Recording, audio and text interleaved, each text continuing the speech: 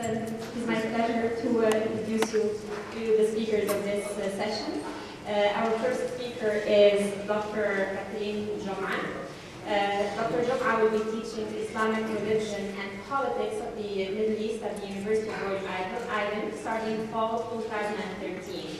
Last year, she completed her PhD degree at Indiana University in Middle Eastern Studies. Her research interests include Islamic thought and philosophy, Qur'an exegesis, as well as classical and modern political philosophy.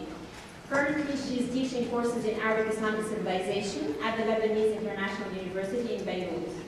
Prior to that, she taught Arabic language at Emory University, in Indiana University, and Beloit College.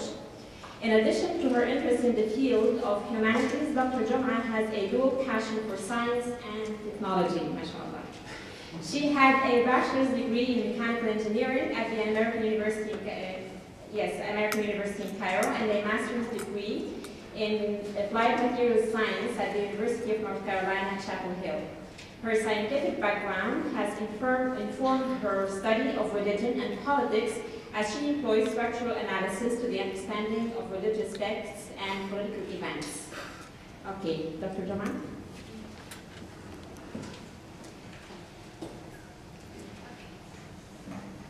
Good morning, everyone. Assalamu alaikum. I'll be talking today about, as you see, I'll be using the PowerPoint, Ummah, and virtuous action, non-denomination. This is actually part of my big research on the Ummah and the Mahdi.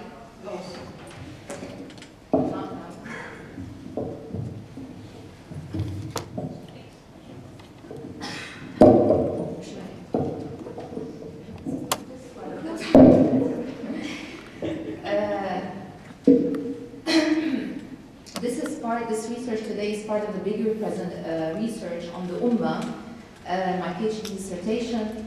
What I did is that I combined religion with politics. The first half of the dissertation is an analysis of the concept of the Ummah in the primary sources, the Qur'an.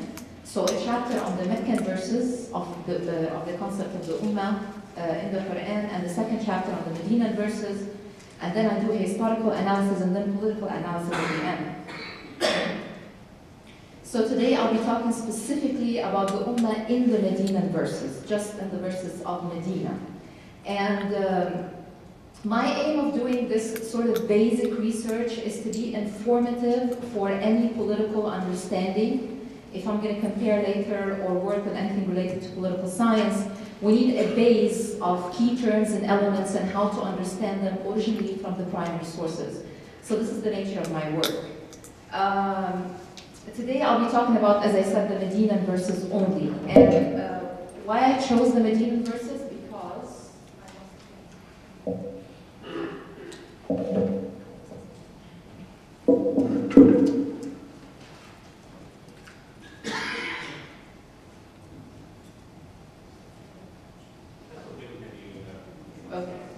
I chose the Medinan verses because it's the only verses in which Muslim Ummah as a term comes in the Quran.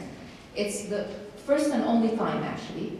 And also the diversification of other Ummah, not only the Muslim Ummah, Ummat Ahl al-Kitab and other Ummah. So there's a diversity of Ummah in the Medinan verses. The Meccan verses are mainly conceptual.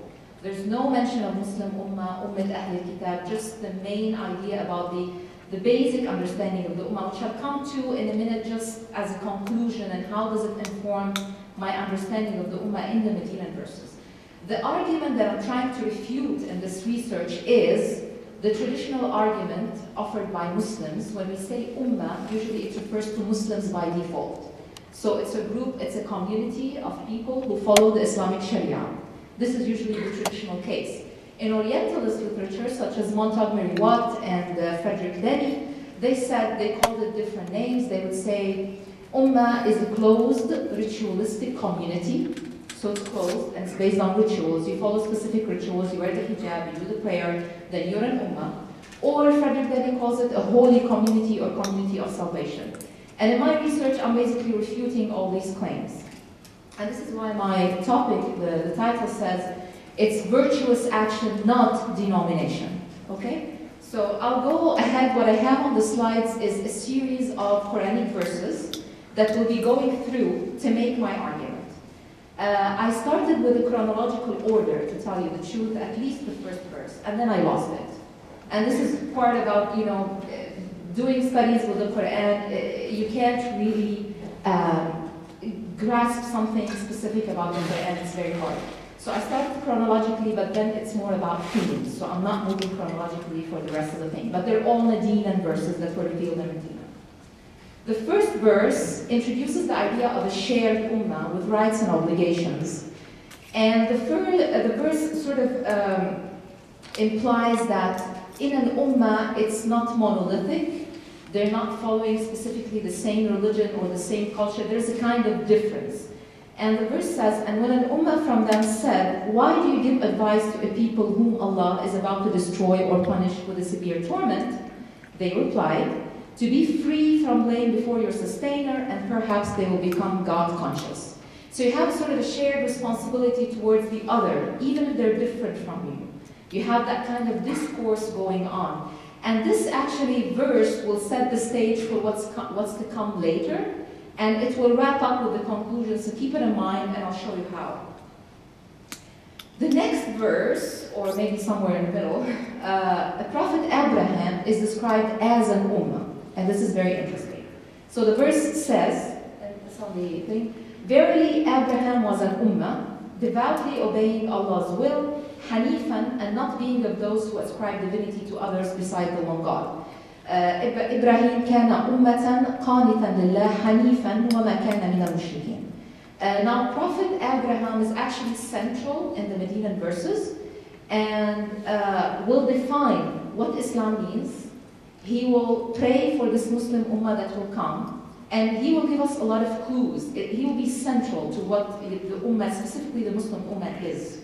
So I'll explain how. Now, why Abraham was an ummah? What does it mean? When we think of an ummah, we think of more than one person. So how can one person be actually an ummah? So there are different interpretations. I used 4 exegetical works in my study. 2 classical works, Al-Tabari and Al-Qurni, both from Sunni and Shia perspective, as well as the modern. I used Muhammad Abdu and Muhammad Hussein Fadlallah, again from Sunni and Shia perspective, to be sort of inclusive of both traditions. And also I'm trying to connect between old concepts and modern concepts and understanding. So this is why I use those 4. How did they understand that Abraham was an ummah? For example, the Tabari would say that he is one who teaches people goodness. He's an imam. جامع لخصال الخير. He has all goodness. Al-Qurni would say he is following one religion and everybody around him is following different religions, so he stands out as an ummah by himself. Ibn Kathir also supports this argument of Al-Qurni, and he uses a hadith for Zayd, in which Zayd, it says the hadith says that Zayd would be resurrected on the Day of Judgment as one ummah. Why? Because he used to eat dhabiha, meat, during his time. That was before the coming of Prophet Muhammad, and everybody around him was doing something else. Now, what I did on the Meccan verses actually was very informative to help me understand this verse. Why? Because my conclusion of the concept of the ummah in the Meccan verses is that ummah is based on choice and responsibility. So it's a community of purposeful individuals who have a goal, and they make a covenant together. They establish a book to guide their life together. So choice is very important. If we look at Abraham's life represents what? A series of continual choices to surrender his will to the will of God. Surrendering your will to the will of God in the Quranic context is what Islam is about. He started as a child. He saw his father and his people worshipping idols. He destroyed his people's idols. This is one thing. So he went against his community. Then he had to leave his father, his family, at one point in time because, he was following the wrong religion. Then he challenged political authority, the king Namrud, because the king claimed that he is God. So he showed him by proof that, you're not God. So he challenged political authority. And there was a series of events in his life that culminated later in him having to go against his natural emotions towards his son. He was ordered willingly to kill his son. following the will of God as well. This is the Islam that is introduced in the Qur'an, not necessarily the Islam which is the Sharia of Prophet Muhammad, as we understand it today. So this is why Ibrahim is very key to understand what the Muslim Ummah is and its situation, its location and history before and beyond. So this is why I said, because the Ummah is a sort of a conscious choice that is associated with responsibility, it's no wonder that Ibrahim was an Ummah par excellence, he was just a devout Ummah. Right, next. And these are actually pretty long, 5 or 6 verses. And this is the only place where Muslim Ummah comes in the whole Quran, and it comes specifically in relation to Prophet Abraham. So what I'm saying is here, and I think I hinted at already, Abraham's life defined Islam and introduces what the Muslim Ummah is. So if you be patient with me, we're going to go over it. It's over there. And when Abraham and Ishmael were raising the foundations of the house, Al-Kaaba, they prayed, our sustainer, accept this service from us. Make us submissive to your will. The Arabic, اجعلنا مسلمين لك, the dual Muslim. And of our progeny an ummah muslima. ومن ذريتنا أمة مسلمة. And show us our rituals, manasikana. O our sustainer, raise up in their midst a messenger from among them who shall convey unto them your messages. This is supposedly Prophet Muhammad, and instruct them in scripture. So, he's already defining himself as a Muslim, and the progeny to be a Muslim. But what does that mean? And then the verses continue, and this is the voice of God that comes on the side that was mentioned yesterday. And who, unless he be weak of mind, would turn away from Abraham's creed, Millat Ibrahim, seeing that we have indeed chosen him in this world, and that verily in the hereafter he shall be among the righteous. When his sustainer told him, surrender yourself to me, the imperative form aslim, okay, he answered, I have surrendered aslamtu li rabbil alameen. And this was the legacy Abraham gave to his children. So did Jacob. O my children, behold, God has chosen for you the religion. Die not except as Muslimun. So see, Muslimun, Islam keeps recurring in the verses, okay? And relating to the source, which is Abraham. And then it continues that, they died as Muslimun. So actually, if Jacob and all these prophets before Muhammad were calling themselves Muslimun, it cannot be that they are following the Sharia of Prophet Muhammad. I mean, this is the argument that they're trying to make, in that actually Islam in that sense is not denominational, but it's more about how you think of God and the world. And there is a common kind of chain connection between the different prophets that will culminate with Prophet Muhammad, but it's not restricted to him. Another thing that I like in this verse is, because usually, specifically Orientalism, they relate the concept of the Ummah to rituals, that you pray, you fast, you do the Hajj, blah, blah, blah, you're an Ummah, right? But look at the verses here, what it says, and the sequence, okay? It starts with an individual will, make up submissive to your will, Muslimain laka, the dual form individual, and then it goes to a congregation, Ummah Muslima, right? Which is a collaboration of different individuals who have a specific will. And then the rituals comes the last one. So the rituals basically are not the essence. They're just embellishing the character of this ummah and defining a specific, character, but it's not the essence. And what proves my point more is this coming verses, which actually specifically states that the best religion, deen, is following Millat Ibrahim. And there is a difference between deen and millah. And I'll go to that in a minute. So the verse says, and who could be of better religion, man ahsanu deenan, than he who surrenders his whole being to the one God, makes Islam right, the surrendering, and is a good doer, and follows the creed of Abraham, who is a Hanif, okay, and I'll talk about Hanif in a second, seeing that Allah took him as an intimate friend, he was Khalil. The next verse directly talks to Muhammad, okay, and it orders him, اتبع ملة إبراهيم حنيفا. Follow the millah of Ibrahim as a Hanif. Now, Hanif is described as somebody who, the pure, sincere surrendering to God, not ascribing partners to God. And also in the lexicon, it means somebody who is more inclined towards the truth and going away from false desires. So you're more focusing on the straight path. And Hanif mentioned 12 times in the Quran. 10 of those times is actually related to Prophet Ibrahim. And I'll say more the significance of that in a second. So the millah, the versus deen.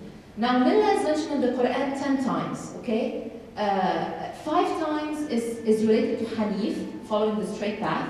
And 5 times is related to following your desire, your inclination, what you like, not what God likes.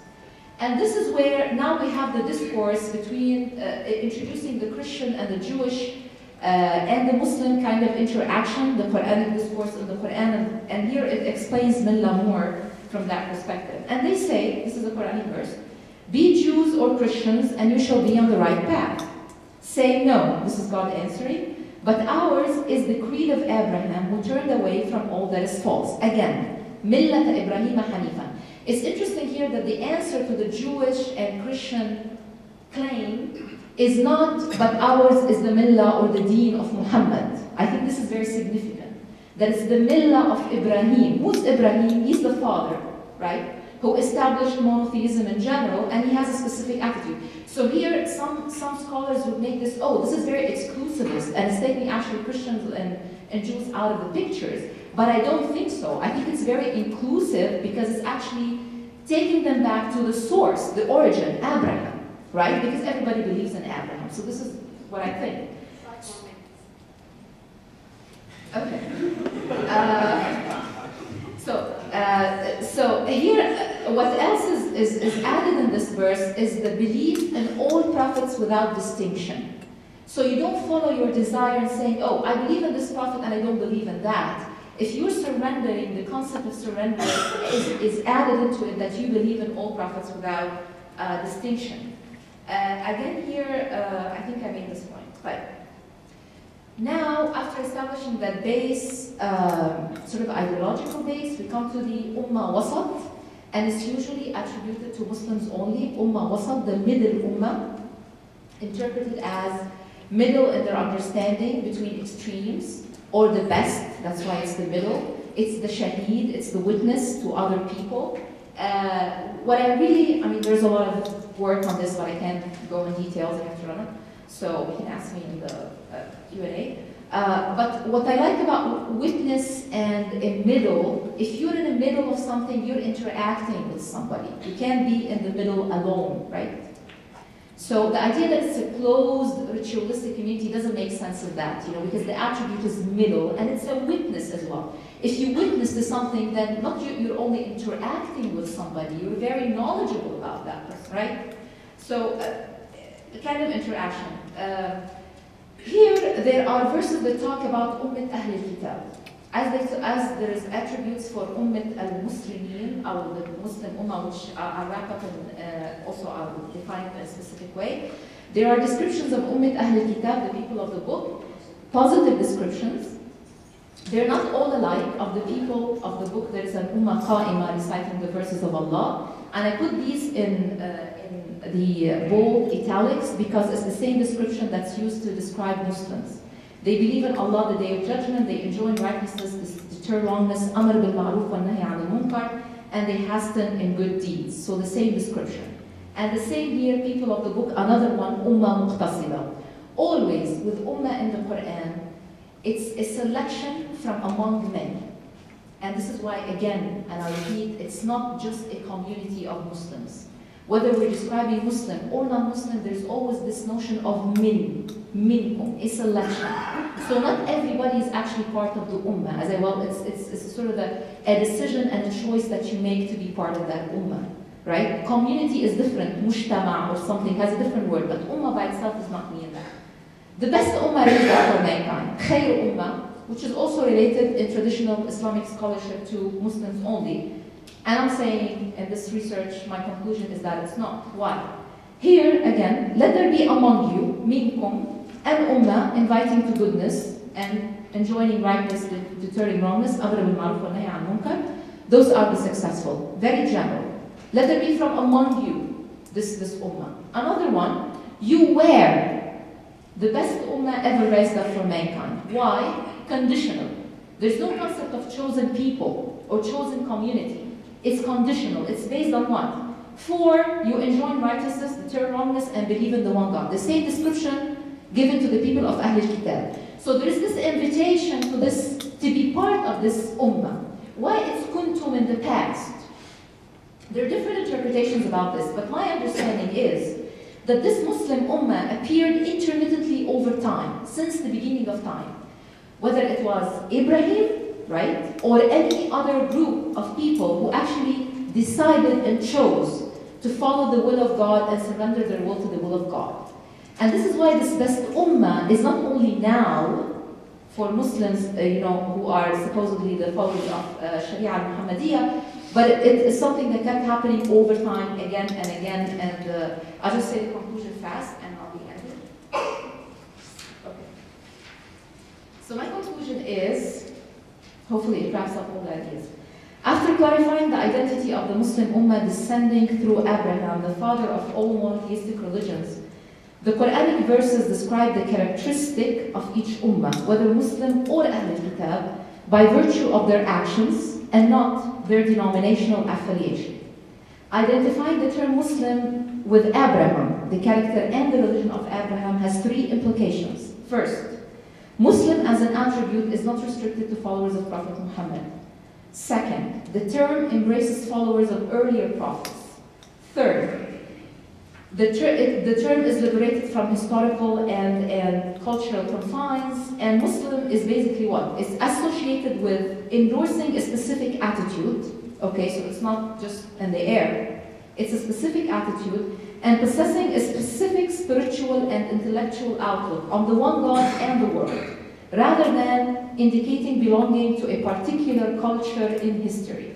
After establishing that ideological base, the Quran moves on to describe the character of those who choose to be members of this entity called the Muslim Ummah. Those members have to constantly reorient themselves to a specific direction, the Qibla of Ibrahim. The Qibla of Ibrahim, not only the physical Qibla where Muslims are prayer, but it's an understanding. Who is that Ibrahim? What is the Hanif? What is, this Islam? Then it gives attributes, wasat and shaheed, as well as attributes of the Ummah of Ahl al-Kitab. Just one sentence. Hence the Quran alludes to the idea that society should be able to reap the benefits of belief through a continuous process of active reform, invigorated by members of the Ummah. The active reform that I'm talking about is Amr bil Ma'ruf wa Nahy al Munkar, enjoining righteousness and deterring evil, which is the characteristic of the best Ummah. How do you do that? It's by continually engaging in a process of active reform. Thank you.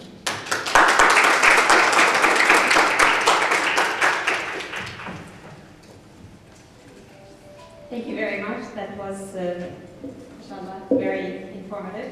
Our next speaker is Celine Ayat-Tlitsio, who is pursuing a PhD in Arabic and Islamic Studies in the Department of Near Eastern Studies, Near Eastern and Judaic Studies at Brandeis University. She earned a Master's of Divinity degree from Harvard Divinity School and completed a bachelor degree with highest honors from Princeton University's Near Eastern Studies Department. She has published widely on Islamic family law and has been awarded several notable fellowships and awards, including being recognized as a Harvard Presidential Scholar. She is currently also an adjunct lecturer in Islamic Studies and Interfaith Studies at Merrimack College and at Episcopal Divinity School.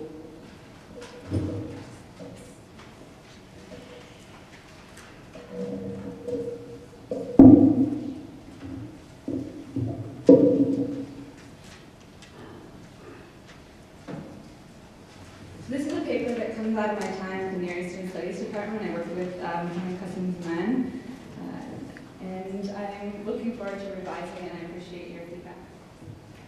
For some Muslims, Sayyid Qutb is a beacon of 20th century Islamic thought, a revolutionary thinker who made manifest in no small way his unabated will to overturn hegemonic political forces. In a very different context, Fazl ar-Rahman weighed in on a multiplicity of practical issues facing Muslims from his vantage point within the American Academy. His work took shape as a reaction to what he perceived as a stalemate in Islamic erudition. He stressed through his double movement theory, I'm sure you're familiar with it, I won't do 5 minutes explaining it, how the ethical message of the Quran is grounded in, but ultimately transcends both the historical context and any notion of literalism. Despite their overt differences, the two represent trends in modernist intellectual thought. I'll use their similarities to highlight epistemological tensions between, on the one hand, secular liberal political thought and Islamic political thought. And I'll use their differences to speak to the spectrum of ways in which the Quran has been taken to inspire social and political reform. I'll do brief bios just for the people in the room who might not be as familiar with their works. Sayyid Qutb was raised in the Upper Delta of Egypt, where he received primary schooling within the Kitab system. He went on in 1933 to earn a bachelor's degree in education from what's presently the University of Cairo. In 1948, Qutb traveled to America via the auspices of the Egyptian Ministry of Education, a 2-year sojourn which colored the remainder of his intellectual career and gave rise to his most influential writings on topics such as racial prejudice, materialism, class repression, and the relationship between Western societies and Islamic societies. Often quoted in this context are his works where he provides eloquent tirades on American sexual values and condemns the, quote, imitators of Western ideals who corrupt Islamic society through self-promotion at the expense of justice. So when I quote from his works, these are the mainstream English translations of his works. Before coming into conflict with the Egyptian political establishment, he composed works of fiction and poetry and explored aspects of the aesthetic nuances in the Quranic language. Among his earlier celebrated titles are America Lati Raitu and Al-Adla al-Ijtamiyya fil Islam, Social Justice in Islam, and America That I Saw, which were amended into many different editions. These works expressed his ardent disgust with capitalist, liberalist, secularist values and their influence within Muslim societies.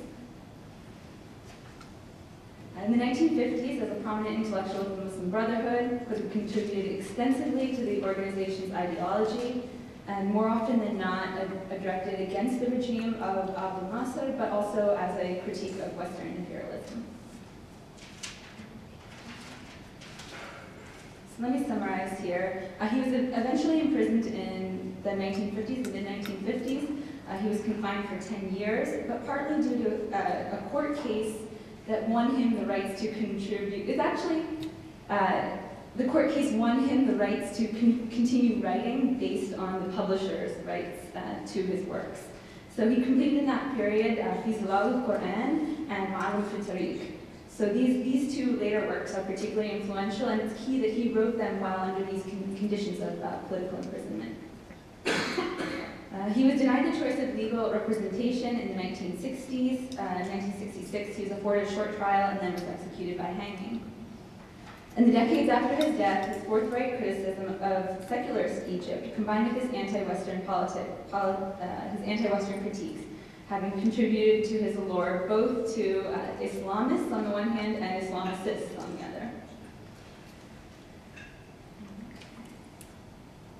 Qutb viewed the Qur'an as endowed with structural and literary cohesion, and his popular work, Fizilal al-Qur'an, one of the first that was widely available in English, is predicated on the concept of nazm, or the thematic structure around which particular passages are organized within a central axis, which is he called the mihwar, the grounding theological idea. So in disregarding the usual mode of supplying exegesis for the Quran and ignoring things like the Israeliyat, he maintains a literalist interpretation of many passages. He also maintains that revelation did not end in the 17th century, but actually continued and cannot be complete without the active participation of a group of people to fulfill the divine message on earth. And you can see in this instance why he's popular among revolutionary thinkers.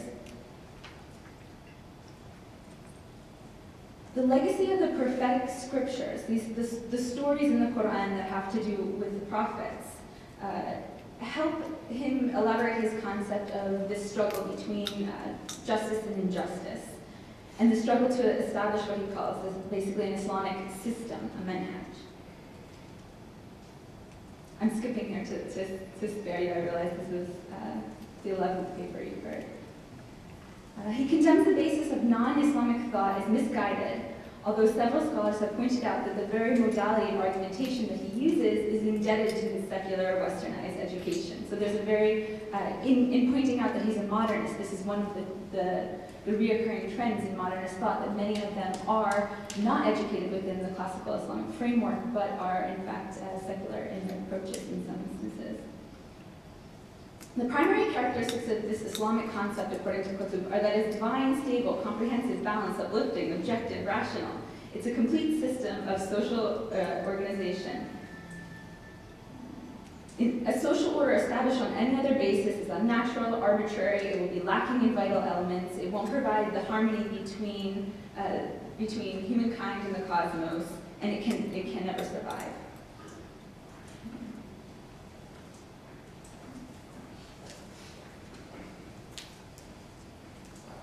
The Islamic way of life, to use Qutb's word manhaj, and obviously he's drawing this from the Qur'an, is the elevation of all humanity. So he has a quasi-socialist emphasis on distributive social justice. He wants to dissolve class bondage by reinstating Quranic monetary policy.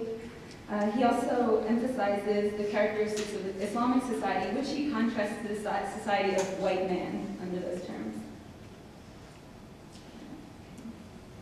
So he also criticizes what he calls the American experiment, funding democracy. And he says that it was never developed fully, it flourishes only under specific intervals and under specific conditions, but it can't possibly be a lasting system.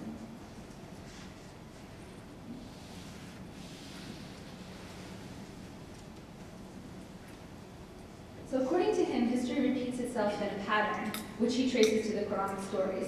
So human beings stray from the path of divine guidance. They seek into ignorance. A messenger brings God's message of monotheism. People are divided into parties, faithful and disbelievers.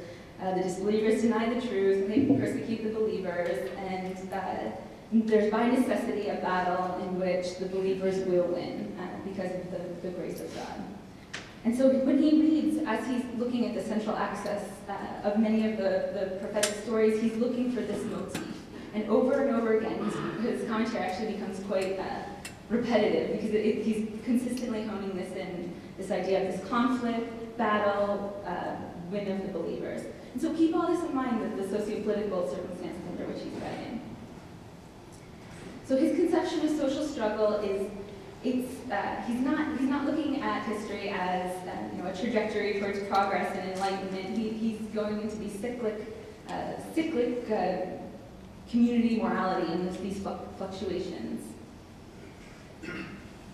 So he says, to be resigned to inaction while Islam is being repressed, to repress the Muslim, to establish laws on any other basis other than the divine will is a direct affront to the sovereignty of God. And the last point I'll say about his commentary is that it can be deeply offensive to non-Muslims. For instance, at numerous points he elaborates the rebellion and aggression of the Jewish community, which he interprets to go beyond individual cases to become, I quote, characteristics of the community as a whole. He proceeds to address the, quote, scheming, wicked, and treacherous, unquote, nature of the Jewish and Christian communities, quote, who should not be considered among the believers, end quote. So although it would be a stretch to say that the commentary revolves around this type of rhetoric, it is easy to distinguish his feelings on these issues. So I now turn my works to Fadl Rahman, and I'll say a little bit less on this. Okay, great. So he's born in pre-partition India, now Pakistan, where he studied traditional Islamic learning under the direction of his father. He attended the Punjab University in Lahore, and eventually he went on to earn a doctorate at Oxford, and so he has this dual traditional and kind of secular training in Islamic studies. He also, in 1961, he returned to Pakistan to be a member of the advisory council under Ayub Khan in the 1960s and 70s, and he sought to shape national policy in Pakistan as an official opinion of what is Islamic. But in his own words, he resigned because he was, quote, unwilling to compromise his humanist take of Islam. And so he eventually came back to the United States and eventually was named a distinguished professor at the University of Chicago, where he remained until his passing in 1988. Writing in 1965, and keep this in mind, half a century ago, I'll read to you his synopsis of current affairs and the ideological divisions that exist between Muslims. He writes, Muslims all over the world are now refreshingly devoting their attention to a reinterpretation of Islam in the context of modern times. Generally speaking, a desire for religious reconstruction and moral regeneration in the light of the fundamental principles of Islam has, throughout their historical destiny, been deeply rooted among Muslims, progressivists as well as traditionalists. And he goes on to talk about how this divergent views between the traditionalists and the modernists and the conservatives and progressives. And so already in the 1960s, he's identifying these trends. In his scholarly challenges to the traditional authority base, so this is the Muslim traditional authority base, he's persistent that the Qur'an is the central focus. And so he also, like Qutb, doesn't rely on the Israeliyat, doesn't even, like Qutb as well, takes a different view of exegesis and does his thematically based on the chapters, which I'm sure most of you in the room are familiar with.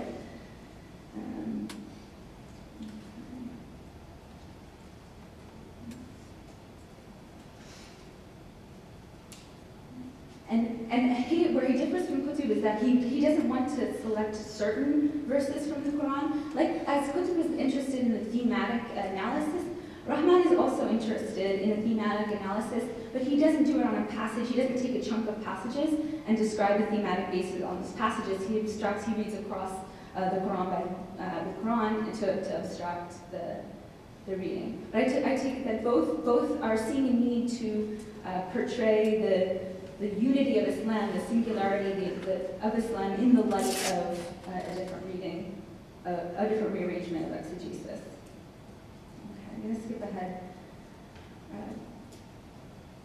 Let's give one example here. Instead of reading the other communities, the Jewish and Christian communities, as having a covenant that is no longer good, what Rahman does is he says, no, Muhammad's community is distinct because it did succeed. And so Muhammad's community is entrusted with preserving until the end of times the religion. So he writes, Muhammad's duty is to succeed in implementing the message in order to reform the earth and remove corruption and institute an ethically based social order wherein good shall be commanded and evil prohibited. End quote. Unlike Qutb, he understands jihad to be the ethical struggle to uphold God's moral order on the level of the individual consciousness and within the larger society. So there's no emphasis almost at all on warfare in his conception of jihad. Okay, let me just skip to my conclusion here. So I've highlighted two personalities pushing for epistemological change based on a recontextualization of sacred history, and I didn't show that as much with Rahman here, but located and a reapplication of the Quranic message at present times. In short, Rahman locates the problem in that Muslim thinkers and institutions exhibit intellectual rigidity and incapacity for critical thought, but Qutb locates the problem in that Islam's divinely ordained social order is endangered by Western secular liberal thought. And I'll leave you to decide which of those perspectives is the correct one, and possibly they both have some truth. My last note, and this is literally my last paragraph, is about how they are similar. So within Muslim public opinion polls, even those conducted today, it's evident that political and social reform are only legitimate for Muslim communities at large, again, when they're perceived as being in harmony with Islamic ethical principles and worldviews.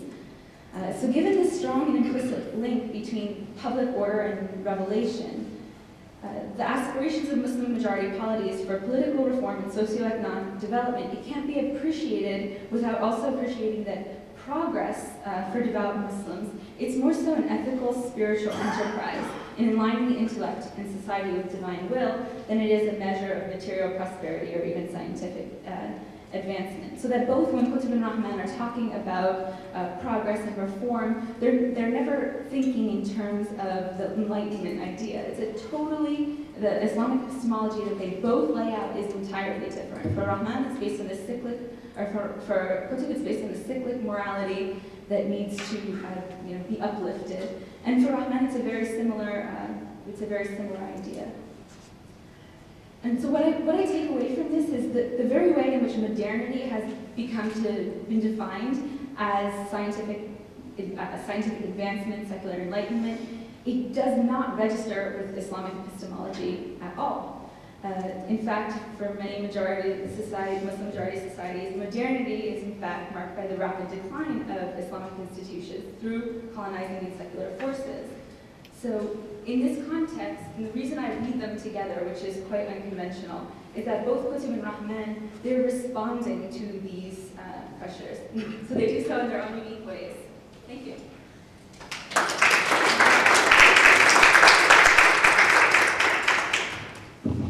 Thank you very much, Celine.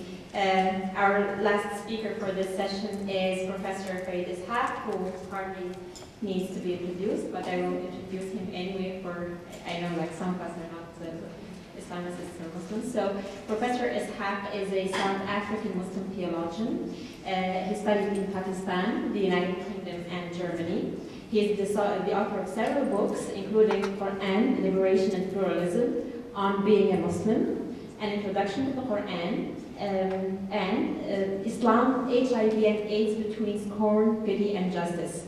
Professor Ishaq served as a commissioner for gender equality South African and has taught at the universities of Western Cape and Hamburg, the College of William and Mary, and the Union Theological Seminary in New York.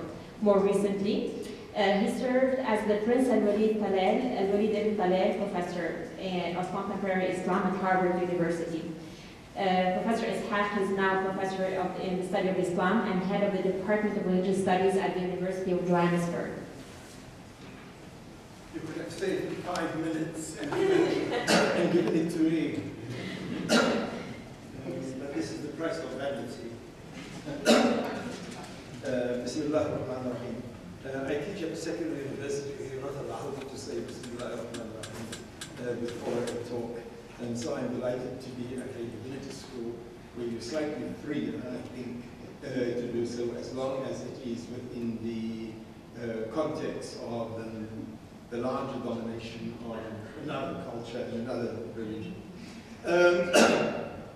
I'll try to run through my talk as brief as possible. One of the things that they never teach you at any stage of our learning, right from undergraduate to a postdoctoral fellow or habilitation, is how to frame a talk to suit the time limits that you have. And many of us have years and years of experience of delivering papers, and we never get it right.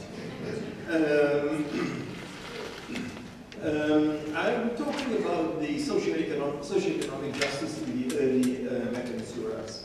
Now, the early Meccan surahs are surahs, of course, that many of us, when we start to learn the Quran, that's the first ones that we get to learn. And then later, as we start engaging in the study of the Quran, or when, say, you develop a Muslim curiosity about the Quran, that's also one of the parts of the Quran that you try to duck as frequently as possible, because they're quite enigmatic and they're quite scary. They're quite scary, and when you want to be a nice Muslim and make your Islam comfortable for yourself, and you're looking solace from a very rational perspective, you're looking for solace, or you're looking for hujjah against others who are against Islam, it is generally a set of surahs that you duck. All this kind of gory fire and blood and so on. You don't want your kids to watch TV that depicts this kind of stuff that is now not the product of Hollywood, but actually the outcome of the wrath of the transcendent. And then you may move into a stage where you begin to talk about Jamal and Jalal, and then you understand, that this is just the Jalal aspect of God, but that for now you want to focus on the Jamal and so on, and that's another kind of different escapes, either denialism, or it's a form of denialism, or allegorical. It's allegorical, it's not physical, it's not real, and so on. Or just, gosh, I wish it weren't there, but I'm not going to say it because I'm a Muslim and Muslims aren't allowed to say, I wish it weren't there. I assume that all of us are familiar with the Meccan surahs. The context for, I want to talk quickly about who God is in the Meccan surahs. I want to talk about who the human is in the Meccan surahs, and quickly a word about the context of how this relationship is depicted. Now, of course, sorry, what time do I finish?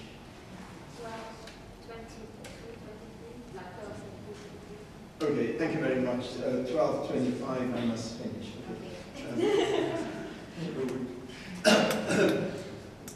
The most dominant characteristics of the society when the Quran was revealed or unfolded was the question of tribal solidarity, to respect the bond of kinship by blood more than anything else.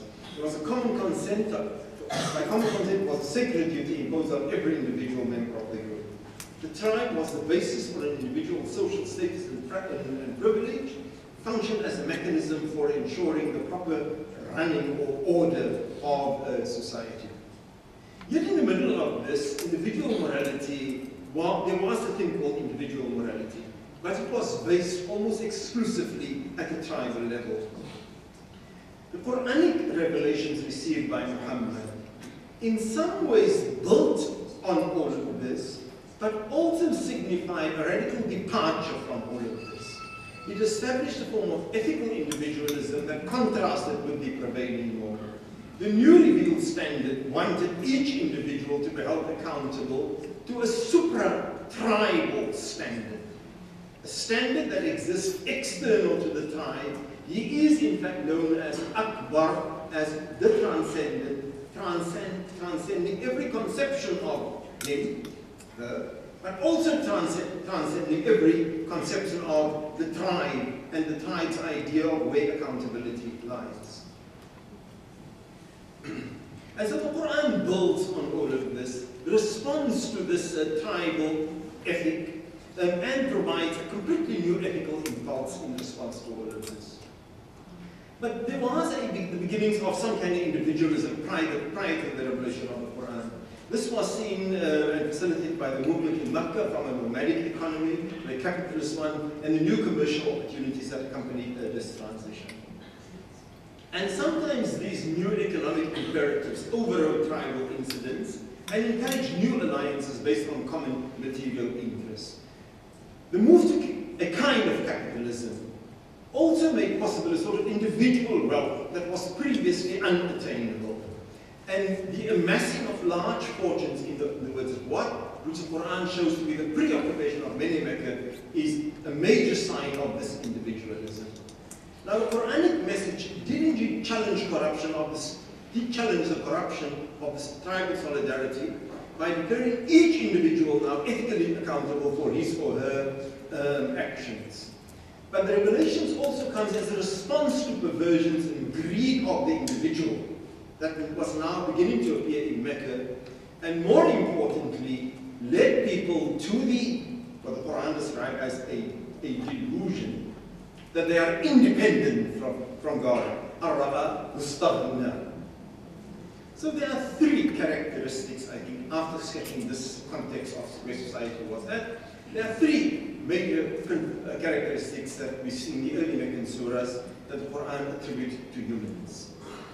First, the human is entirely dependent on God for life, sustenance, and insight. The very first verse, Iqra bismi rabbik, before God even talks about creation, khalaq, he speaks about his own responsibility in the process of rububiyyah. Iqra bismi rabbik, in the name of that entity that brings to life and sustains and takes to conclusion.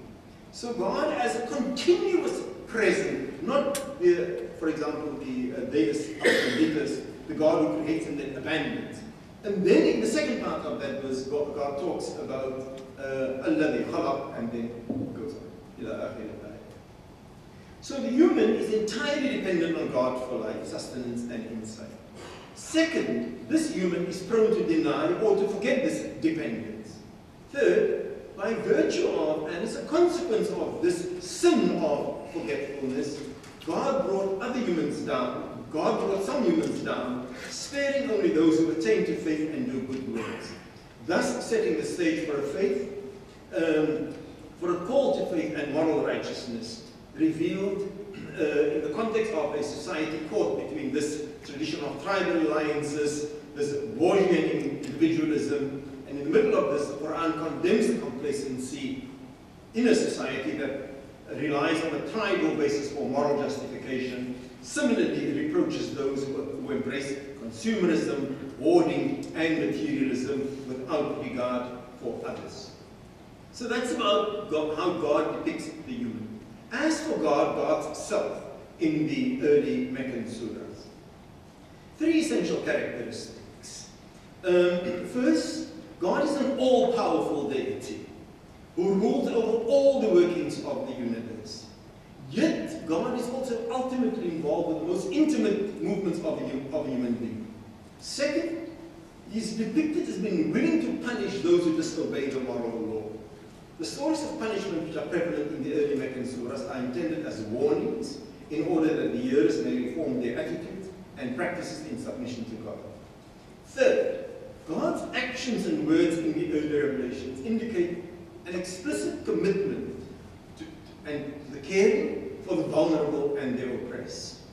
The makeup of the early community of believers reflected this preferential concern. The early revelations are defined by the response of God, who is powerful, punishing, and who cares for the poor, to the humans who are dismissive of their dependence of God and prone to arrogance in the context of pre-Arab society.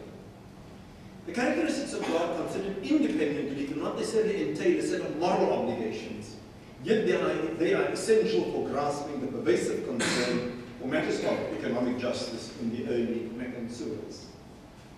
The visions of the last day in the Meccan surahs. Now, the visions of the last day generally, it's kind of what we call in Urdu khawfnak, they're dreadful. They inspire fear in many cases more than awe. And I'll say I'll make a few comment or two about this at the end if I have the time. So they contain numerous visions of what is in Arabic called Yawm al-Din. They've also been translated the Day of Judgment, the Day of Reckoning, Al-Akhirah, Yawm al-Din, Yawm al-Qiyamah, the resurrection. There is an element of all of this to facing a moment of truth. Now these translations or renditions vary in their connotations. They all refer to a time when each human will face what he or she has done and not done. ما قدمت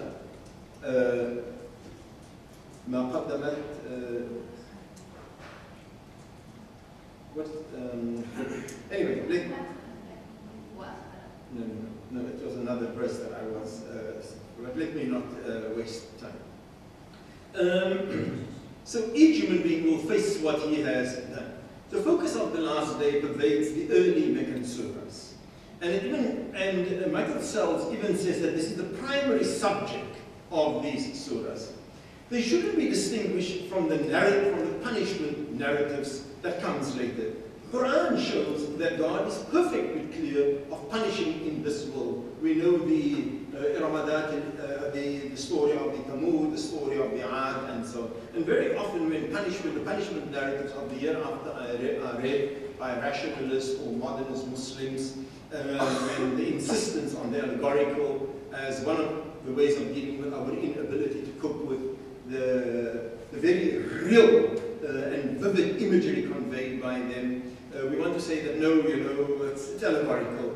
This doesn't quite square with وَسِيرُوا فِي الْأَرْضِ فَانْظُرُوا كَيْفَ كَانَ عَاقِبَةُ الْمُكَذِّبِينَ or عَاقِبَةُ الظَّالِمِينَ. Travel in the earth and see what the consequences is of those who rejected. The concept, God says, go into the earth and see with your eyes. So God, according to the Quran, really punished people. And so the quick refuge in the allegorical when referring to Akhirah, it just doesn't work. I think, when you look at the Qur'an, and through whatever lenses you look at the Qur'an. Though the text does at times reference punishment to be inflicted or to be rewarded, to be granted on the day of reckoning, there are consequences to be encountered outside the bounds of ordinary time and history, whereas the narratives of God's past punishment actions relate instances of God's intervention into history. These visions offered a clear idea of what it will look like when God imposes right, order, and truth onto the world. We should note that the punishment narratives offer a vision of punishment that is not inevitable. Of course, you can escape them by moral reform or submission to God. The last day, on the other hand, may not be avoided or averted. This is an ordained time to come that will strike everybody, negative or positive. I'll skip some of the stuff on the rapture and on the last day, but there is this insistence on individual accountability. And this accountability is no more than a consequence of the supremacy of a single God. No tribal alliance, no social relation, no earthly possession will hold any sway in the face of God's dominance. It's very moving verse. يَوْمَ يَفِرُّ الْمَرْءُ مِنْ أَخِيهِ وَأُمِّهِ وَأَبِيهِ وَصَاحِبَتِهِ وَبَنِيهِ. And so it is apocalyptic. I'm skipping a lot now.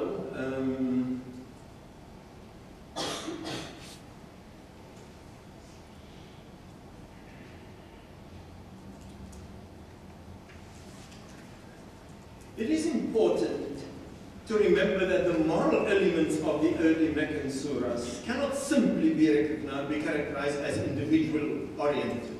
Despite the fact that the majority of the injunctions spoken are directed to individual persons, and despite the crucial emphasis on individual responsibility, these verses do criticize social practices as well as individual failings. The most explicit example of this is found in Surah At-Takwir, in which a typical apocalyptic vision includes the following: وَإِذَا الْمَوْءُودَةُ سُئِلَتْ بِأَيِّ ذَنْبٍ قُتِلَتْ. One of the most moving verses in the Qur'an. And when the innocent girl child is asked, بِأَيِّ ذَنْبٍ قُتِلَتْ, for which crime had she been slaughtered? And it's not an individual girl child that is being referred to here. So this makes, of course, you know what this makes reference to. The ayah do not condemn the behaviors of a few individuals. They prefigure the overturning of an established social practice. They indicate that God is concerned not only with the morality of a specific people, but also with the moral decency of entire societies. Indeed, the Quran wiped out the concept that the birth of a daughter was in any way a calamity. So God is seen as not just stopping at rescuing the oppressed. He confronts the social norms and behaviors that create situations of oppression, abolishing them and replacing them with conditions that make for justice. I do want to stick to time, and I do have just another 4 to 5 minutes left. So we see that in early Meccan surahs, it's a command not only to show generosity, but also to encourage the same demonstrations of compassion from others. For example, Surah Balad describes this behavior as part of a steep hill of the Aqaba. The final component of a set of actions that define truth is to then enjoin upon one another patience in adversity and enjoin upon one another compassion. So the Quran doesn't only ask you to do this, but the Quran insists that you do this to others. For you to be a person of compassion, that's fine. But you have to go around enjoining this upon others. And the Quranic faith then call to faith requires attention to and concern for the attitudes and practice of others who must be urged to patience and compassion. Pointing to Surah Al-Ma'un, he is the one where God says he is the one who fails to urge the feeding in one of need. Benthal notes that Islam is the only of the 3 Abrahamic religions that explicitly urges the believer not only to be generous in almsgiving, but also to persuade others to be generous. The early revelations set out.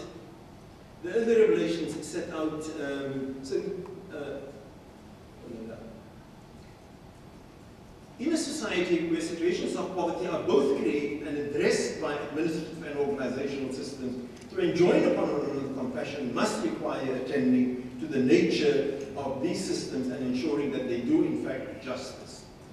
Finally, we must not underestimate the force of the emphasis of the early Meccan surahs placed on establishing a new paradigm for understanding the relationship of self to society.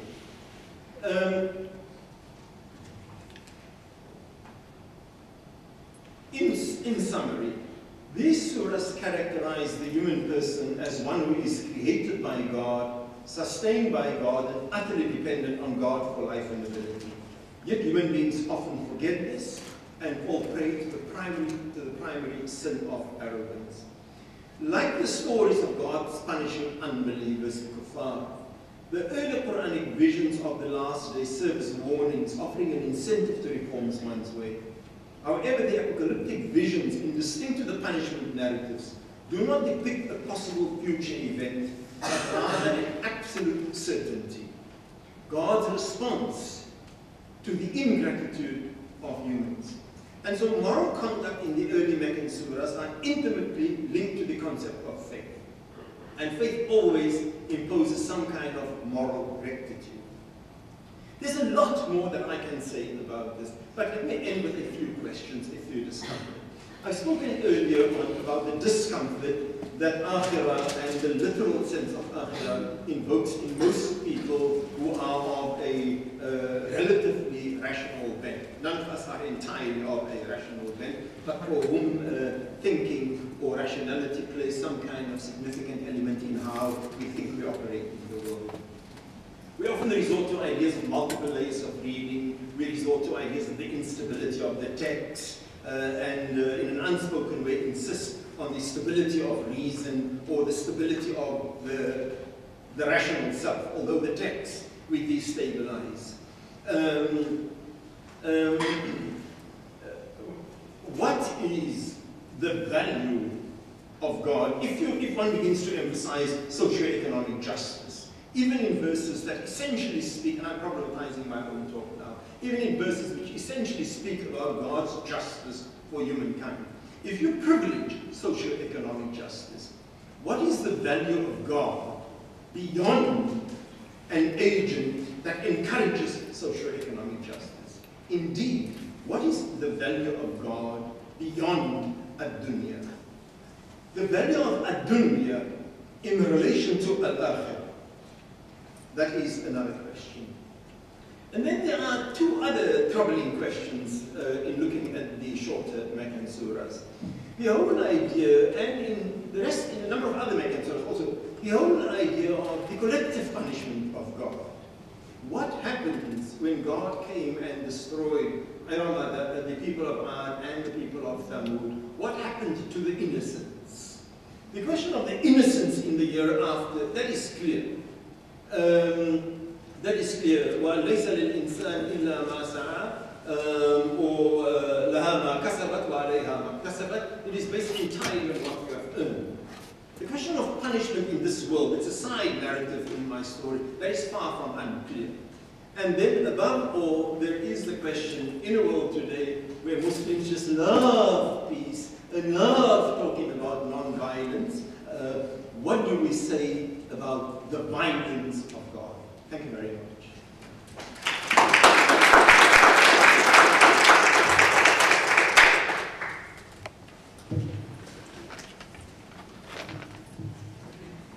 Thank you very much, Professor Ishaq. I was tempted to remind Professor Ishaq of the time, but my neighbor was telling me she's just enjoying the talk, so let's speak.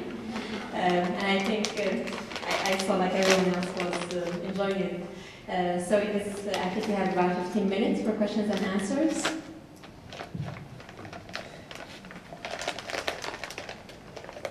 Questions for Professor Ishaq. Thank you very much for the presentation, especially clarifying, bringing language. So I just wanted to ask the question that you yourself proposed. I have to answer. You're here for the answer.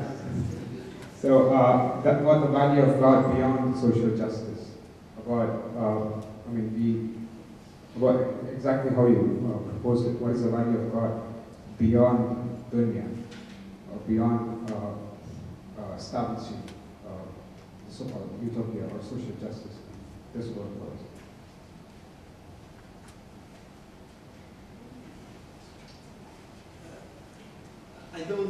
I've just been here for a short while. I've been in this building for about 2 hours, so I don't want to make presumptions about this building. But I do feel safer to answer this question in this building than what I would have had I been in my own university.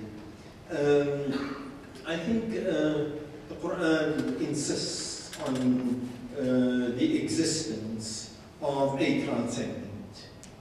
And if you believe in the idea of a transcendent, then this entity transcends ad-dunya.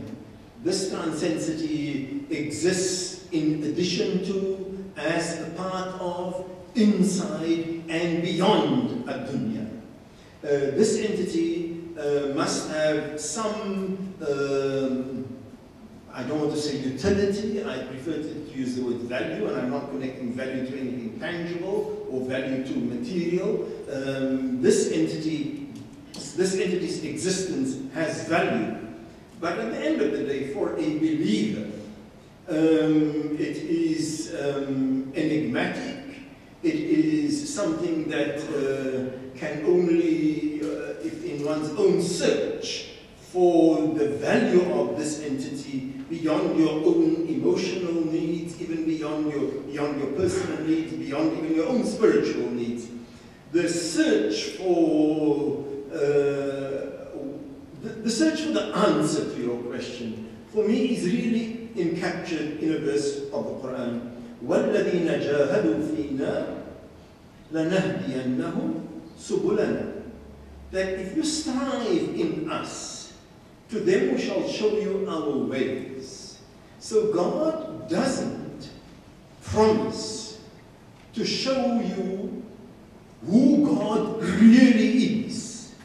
God only promises that relative to what you put into striving in dealing with this question, fina, relative to that, you will find out subulana, the path towards God. So I don't have an answer, but I do know that one gets closer to this, the more energy and the more of yourself you sacrifice and purge on the one hand, and the more you put of yourself, the more on the other hand you put of yourself onto this path.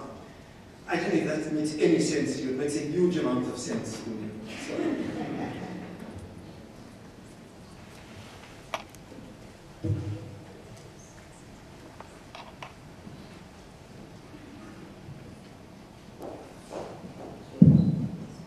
Okay, I want to thank you all for excellent presentations. My question is for Captain Juma. I understood you to say you were going to deal with Abdu and Fadlullah.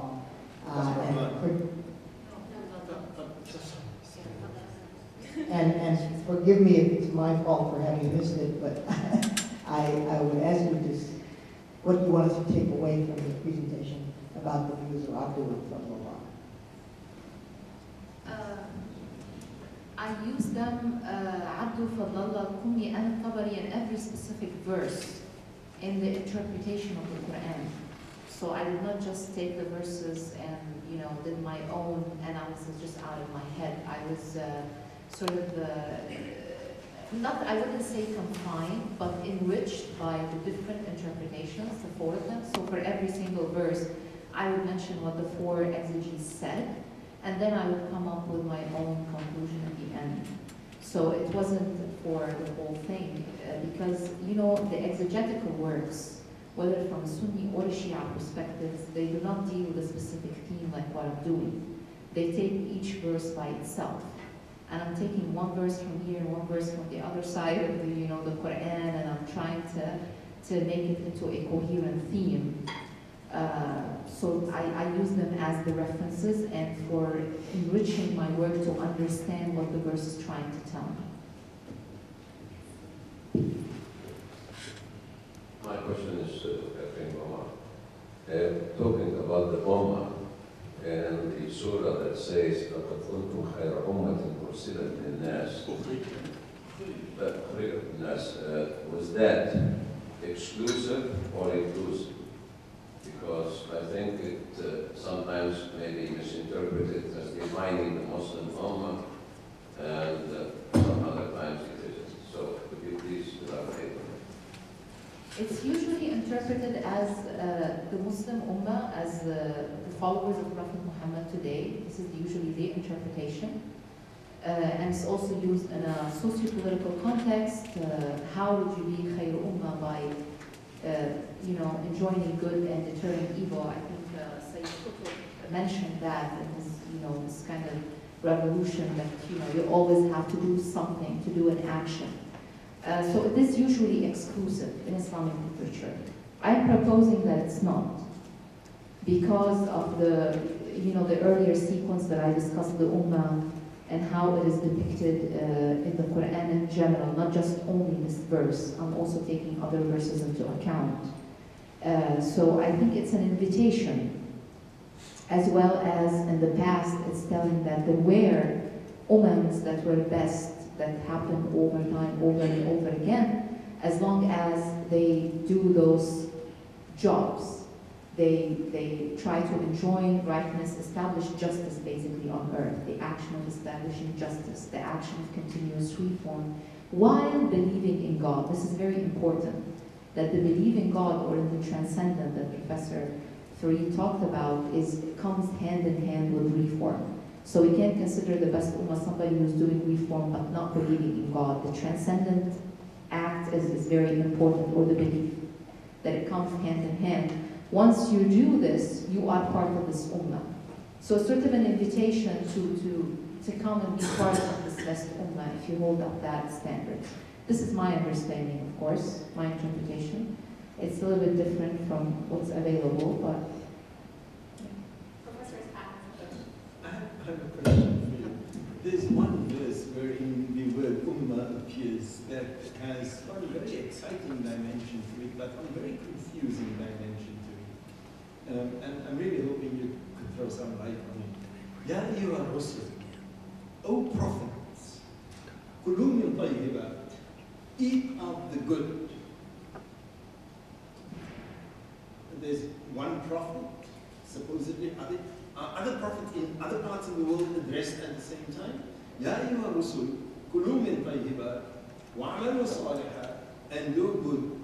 And then, وَإِنَّ هَذِهِ أُمَّتُكُمْ أُمَّةً وَاحِدًا. And this singular, هَذِهِ أُمَّتُكُمْ, this people of yours plural, أُمَّةً وَاحِدًا. So, I think it's, who are the Rusul being spoken to here? Who is the kum in ummatukum being spoken of? And how come an instruction is given that is supposed to be acted in this time and age? What? كلوا من طيبات واعملوا صالحا.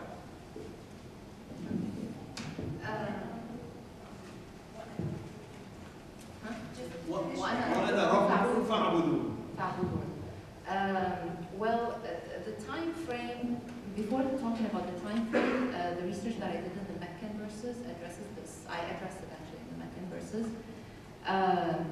The ummah of the Rusul is one ummah because usually, as I said earlier, that the ummah is defined by a goal, purposeful individuals, and they usually have a covenant to follow, and they follow a specific book. I mean, this book can be divine revelation or it can be anything.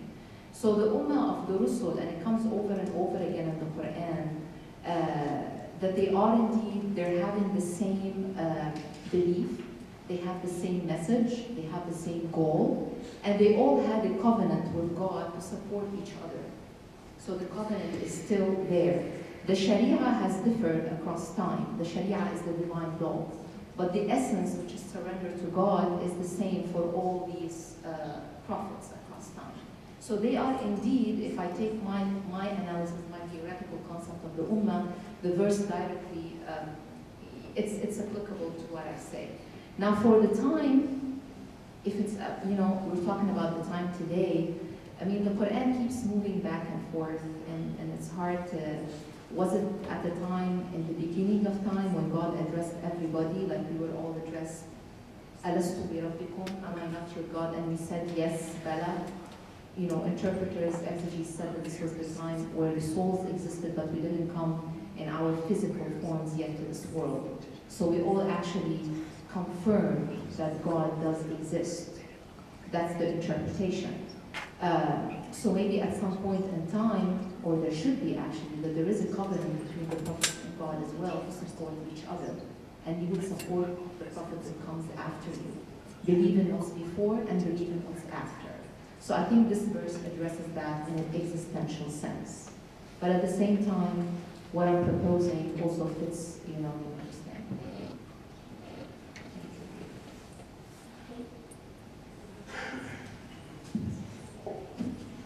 Again, I want to thank the panelists for wonderful papers. And I have a question actually that maybe is trying to connect what Professor Isaac is saying and also what Katrina is saying.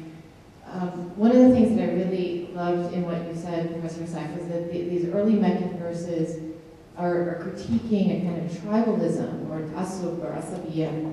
They're also critiquing an excess of individualism. And I how do you put those two ideas together? And I think that's very important. So in a sense, the question is, how do those particular critiques relate to the idea of ummah? Is it possible also to have an attitude of asabiyya toward the ummah and forget about the individual? So is what the verses, the Meccan verse is saying is that what we need as a society, or what we need to have as a society, where the good, where let's say that loyalty to the community does not neglect the individual, and the importance of the individual does not neglect the community. And is it possible that a true ummah is not necessarily something that you cling to in the way that you cling to a tribe, but it's something that has both a kind of moral, social morality and an individual morality? Those two things have to be kept in balance. It's that middle, it's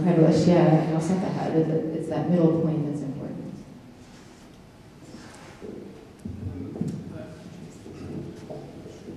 I think that the Qur'an, while never, and I pointed this out, never absolving any human being of a responsibility to those who are culpable. So there is in some ways an us and a them. But the new us and them that the Qur'an redefines, it is a community of goodness and a community of people who are ungrateful to God. So there are new communities that are being shaped. And at the same time, the community of goodness is also not just a new sociological community. When, for example, the Quran addresses the believers and says, Ya ayyuhalladhina amanu aminu, that you are a community of faith, have faith. The Quran also assumes that it isn't an homogeneous community with all people with the same level of faith, that there are individuals in those communities who are weaker and others in those communities, in that community that is stronger. But the Quran, I think, does make a very clear break with the tribalism and the bonds of race and ethnicity. Despite the fact that the Quran upholds other ideas of, say, Silat al-Rahm and the reverence of your father and your mother, and don't say uff to them, and still instructs you to cut links when certain kinds of links, when they reject what you stand for. I think very interesting this is this way. ابتلى إبراهيم ربه بكلمات فأتمهم قال إني جاعلك للناس إماما قال إني جاعلك للناس إماما قال ومن ذريتي. And then when God took the covenant with Abraham and said that I will make you an imam over people, Abraham came with his old father and son, and I inherit these things, and I have kingship and leadership to pass on to others. And then the Quran says,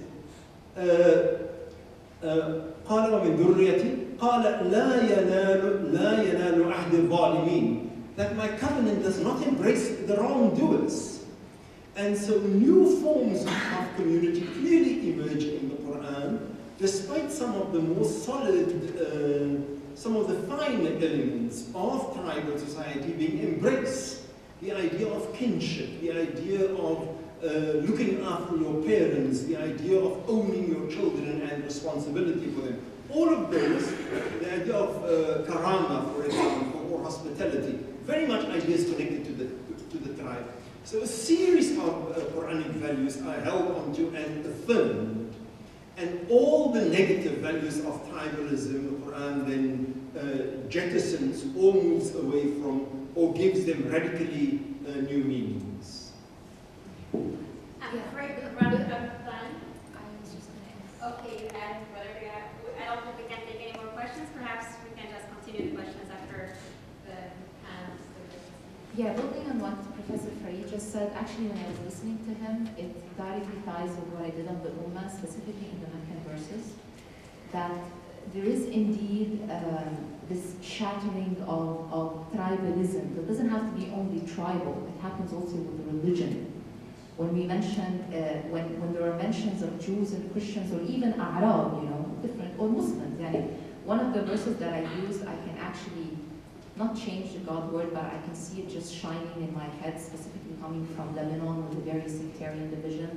The verse that says, and they say be Jews or Christians and you shall be on the right path. I would say, and they say be Sunnah or Shia and you would be on the right path. I mean, the same, right?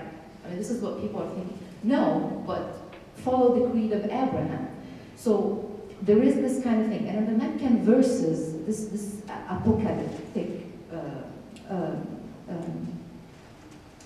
literature that is mentioned, and Sarah mentioned yesterday in Surah Al-Hijr, in which there is that you want to do a crack. You're facing stubborn people with stubborn rationalities and tribalism or religious ideas or whatever, and you come with this sort of, as if you're hitting something, and then you try to remold it and refashion it in the Medinan verses. So in the beginning, there's this kind of conflict that's happening, and it's very enigmatic in the Meccan verses that is remolded in the Medinan verses. And while there is a connection between older prophets or understandings, there always comes the individual responsibility at the end. This is very clear from the verses I mentioned about Ibrahim alayhi salam.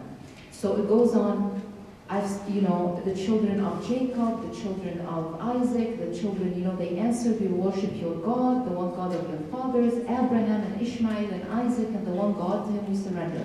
So all of that.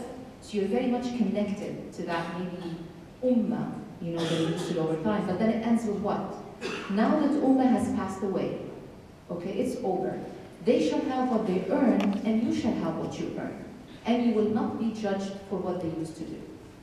So you're connected to them in an ideological sense, in a sense of benefiting, enriching our experience, but at the end of the day, it comes into, and this is a Medinan verse, at the end of the day, it's your individual responsibility. So it starts with this kind of conflict with the existing structure in Meccan verses, right? Remodels it in the Medinan verses into a new kind of structure, but at the end of the time, it also reminds you back, but don't forget your individual responsibility. So that establishes that kind of balance. And actually one of the scholars that I use, Muhammad Hussein Fadlallah, he mentioned that Ummah Wasat, and this is very interesting in a socio-political context, he said that Ummah Wasat is middle in its understanding or organization between communal life and individual life. Do we overstress individuality or do we overstress community? And usually we do that. We're either very, very independent, like now most Western societies, or very much, tribal or religio-oriented, like in the Middle East and other areas of the world. So how do we do that? How do we get this balance? It's mainly intellectual. I hope I answered.